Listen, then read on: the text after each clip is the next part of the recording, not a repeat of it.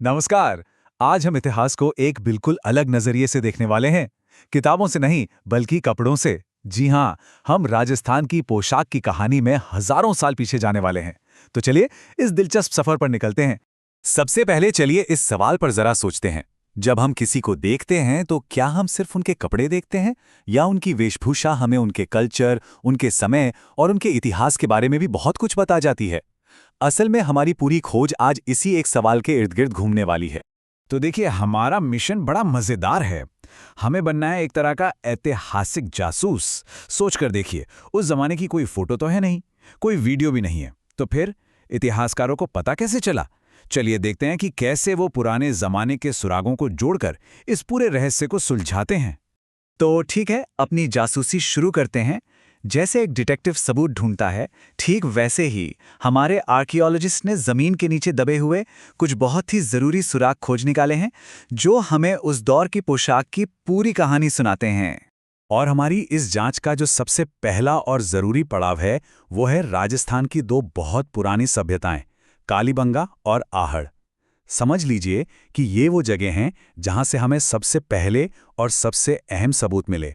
इन दो नामों को अच्छे से याद रखिएगा, क्योंकि हमारी कहानी की शुरुआत यहीं से हो रही है।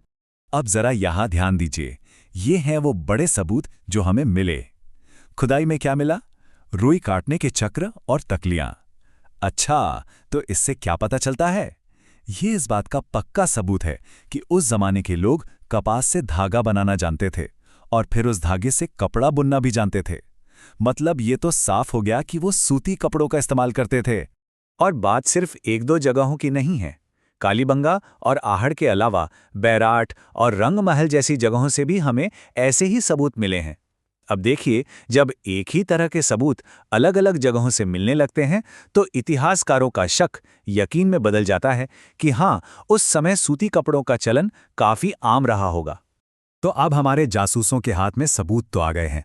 अब सवाल ये है कि इन सुरागों को जोड़कर तस्वीर क्या बनती है?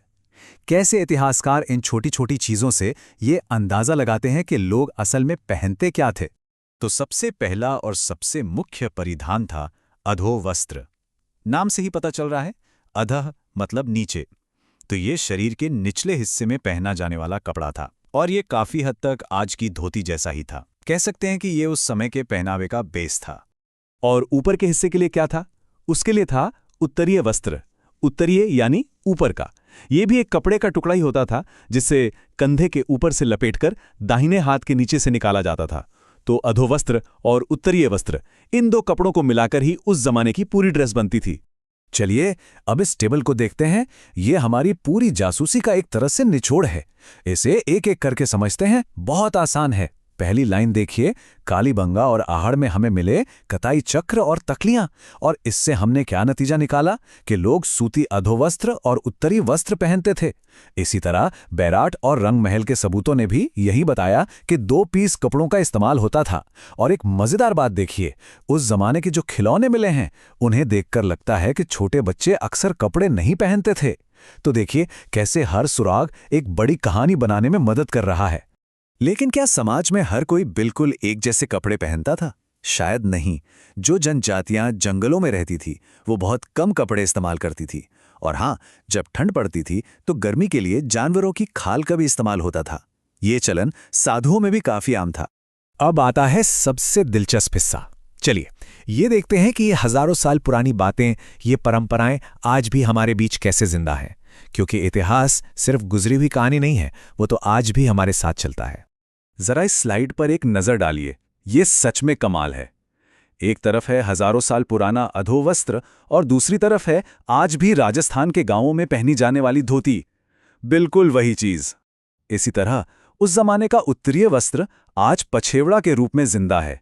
सोचिए, हजारों साल बीत गए, नाम शायद थोड़े बदल गए, लेकिन पहनने का जो मूल तरीका है वो आज भी वैसा ही है। एक और बहुत बढ़िया उदाहरण है अंगरखी। ये सर्दियों में पहना जाने वाला एक पारंपरिक कपड़ा है।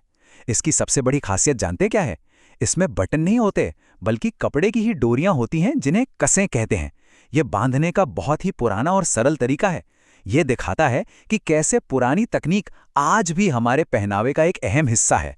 तो इस पूरी पड़ताल से हमने क्या सीखा? हमने यही सीखा कि हमारे कपड़े सिर्फ धागे के टुकड़े नहीं हैं, ये तो इतिहास, संस्कृति और परंपरा के चलते फिरते सबूत हैं, एक तरह के डॉक्यूमेंट्स हैं। इस पूरी पड़ताल का जो सबसे बड़ा नतीजा है वो ये है कि राजस्थान की पोशाक हमें सीधी अपने हजारों साल पुराने अतीत से जोड़ती है। एक धोती या अंगरखी पहनना सिर्फ एक कपड़ा पहनना नहीं है, ये एक ऐसी परंपरा को जीना है जो ना जाने कितनी पीढ़ियों से चली आ रही है।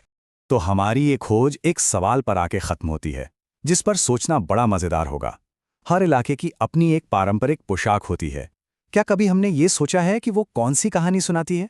अगली बार जब भी हम उसे देखें तो उसे एक जासूस की नज़र से देखने की कोशिश जरूर करनी चाहिए।